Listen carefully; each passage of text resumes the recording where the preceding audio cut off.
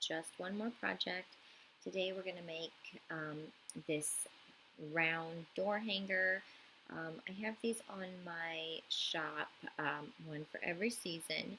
Figured I would teach y'all how to make the Hello Winter since we're kind of in winter at the moment. So, well, sort of in Texas, I would say, somewhat winter. So let's just get started. Okay, got my artboard, 19 inches by 11 inches in Adobe Illustrator. I'm going to start by making a circle. Hit the ellipse tool over here, hold down shift. Got a circle about that big. I'm going to select it, and I'm going to change the color so it's not so in your face. You know, I like my pinks, so we're going with that. Actually, why don't we do like a winter color, like here. There you go.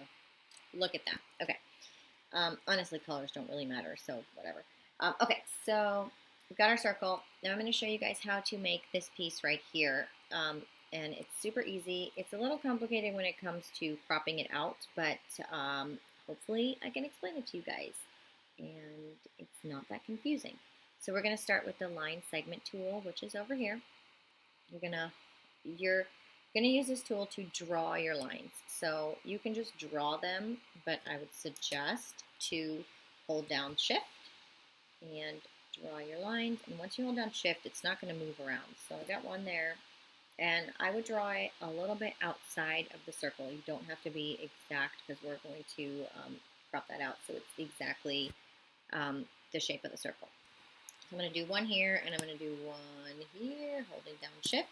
You can't see them because they don't have any colors or fills, so let's just make them, and then I will change the color. So I'm going to hold down shift, and I've got two here, and honestly, you can do whatever you want. You can do 4 lines, 2 lines. I have 2 lines in this design. So I selected it all, and I'm going to select only the lines that I drew, and I don't really like that, but let me change the color really quick. So let's make them black. Wow, you can't see it. Hold on. Let me deselect that. And we're going to make it black. Okay, so now you can see that. I'm going to adjust it a little because I don't really like where I put them. Maybe move these down a bit. And I'm doing that by selecting them both with my direct selection tool. You want to make sure that you have enough room to add your text underneath or below the line and above the line. So it doesn't look like I have enough room. So I am going to move, well, hold on. I'm having trouble with my eyes today. Okay, move that up, and I think I'm going to do something like that. Okay, so as you can tell, zoom in right here, these lines are super thin and you can barely see them. So I am going to highlight them with my direct selection tool, deselect the circle, and you're going to go over here to your stroke, and you're going to increase the weight about, you can choose, I think I went with about like 8 maybe or 9. So now you've got a thicker line. It's probably easier on the laser, but it's not quite ready yet. If you can see, the path line is here, and is right in the middle. I don't know if you can see that. Yeah, the line for the path is right in the middle, and you want to expand it so the Glowforge will cut all around it. So we're going to highlight it. Make sure you highlight all of it, which I can't do. There we go. Deselect the circle as you highlight it, and you're going to go over to Object, just up here at the top, and hit Expand, and hit OK. And now you can see that it has created paths all the way around your lines. But it's not quite done yet.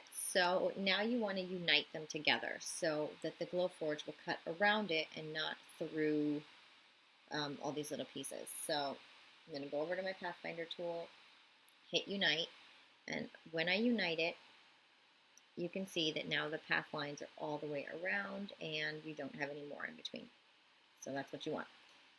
You're not quite done. Okay, so in this particular design, I opted to have the center be a solid square. I did that just for stability. I didn't really want it to break on me on the Glowforge. You can do that. You can do whatever you desire. Um, the way that you do that is you double click on the line that you created, and then you're going to click on the inside square and hit delete. And there you go, it's gone. So now it still has a path around all of these. So now you're going to do something that's slightly tricky, but I think we can do it. We're going to get these lines to be exactly the shape of the circle behind it. So before you do that, you want to click on the circle and duplicate it. You do that by going to Edit, Copy and Paste. You can use your keyboard shortcuts, which is Command C, Command V, and that's on a Mac. Okay, so what you're going to do is you're going to make sure that this line piece that we created is in front of the circle. You're going to highlight the whole thing, and not everything on your page, just the pieces we want to work with. So I have the circle highlighted, and I have the line design highlighted. We're going to go over to our Pathfinder, and you're going to click on, there's actually a couple of ways to do this, but the one that I think is the easiest is by hitting this divide tool. Now what happens when you hit this divide tool is it breaks it up into all the pieces it can possibly break it up into. So by doing that, all this is grouped together, so you want to go ahead and ungroup it so you can see what it did. I am just clicking on this center piece, and it basically divided everything into pieces. You got this piece right here, this, all these pieces. We don't really need all this stuff. We only really need this. So I'm going to move this over, and I'm going to select all the stuff I don't want, and I'm going to delete it. You are left with this piece right here. And the reason that we duplicated the circle beforehand is because your circle broke up into all these little pieces, and you won't have it back. So we're going to put them together. So I'm going to push this circle, send it to back, and I'm going to eyeball it a little. Okay. And if you don't like the way that you eyeball, you can go over to your Align tool, Horizontal Align Center, and Vertical Align Center, so it's perfectly in the middle. Okay, now you can add your text. So now you can see this looks perfect circle. So when you layer this piece on top, it is going to fit exactly the way you want it. So now I'm going to add this text, and I'm going to unite the text. So let's go with the word hello. Hit my text tool. And you can go with any font that you really want. I am choosing a font called Delightful by KA Fonts. I think I purchased that on Design Bundles. Okay, so I'm going to write hello. And I want this little flourish, so I'm going to go to my glyphs and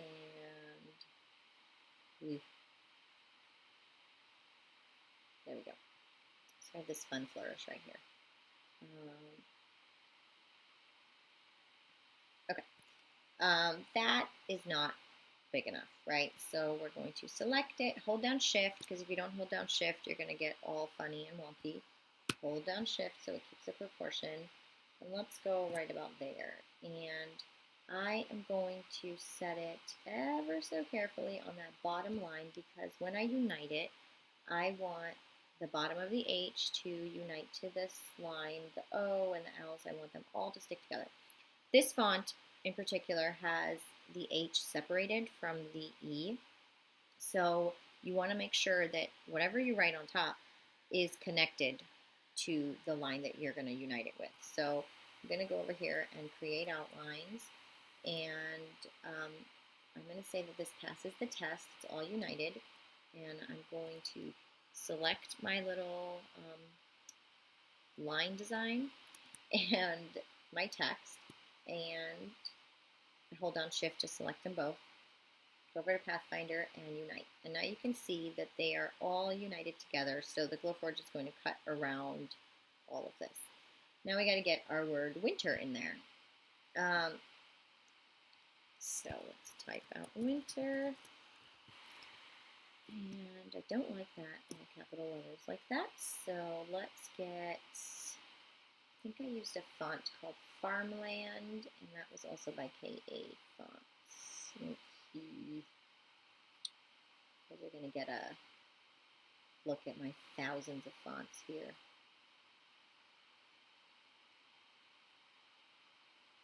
Okay, there we go.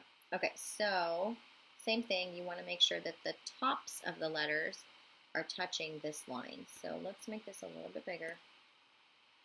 And I'm going to just go ever so slightly over there. I think that looks good. Maybe a little bit bigger. Yeah. Okay, same thing that we did with the hello. You're going to select it and then create outlines. And then you're going to unite these to this piece that we've already created. Super simple. There you go. Now, in this design, I also added the holes that you can hang it with. So if you want to go ahead and do that, super simple. We're going to create a little circle with the ellipse tool, and we're going to create another one. You can do one, you can do two, however you want to hang it. Okay, so I have two circles. Actually, you know what? I want them to be the same size. So I'm just going to duplicate this. And I just did edit, copy, paste. And I've got two circles.